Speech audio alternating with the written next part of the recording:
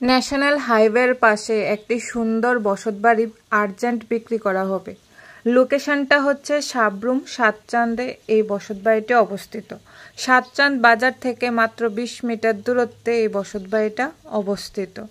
বসতবাড়িটা national হাইওয়ের পাশে অবস্থিত হওয়াতে বাড়িতে ছোট বড় যে কোনো গাড়ি অনায়াসে প্রবেশ করবে। চলুন এবার বাড়িটা ঘুরে আপনাদেরকে দেখিয়ে দিচ্ছি। এখানে মোট 13 গন্ডা জায়গা আছে। এই 13 গন্ডা জায়গার মধ্যে রয়েছে 2টা ঘর, তাছাড়াও রয়েছে কিচেন, টয়লেট এবং বাথরুম। চলুন এবার বাকি ঘরগুলো ঘুরে আপনাদেরকে দেখিয়ে দিই। বসতবাড়িটাতে জল এবং বিদ্যুতের সুব্যবস্থা রয়েছে।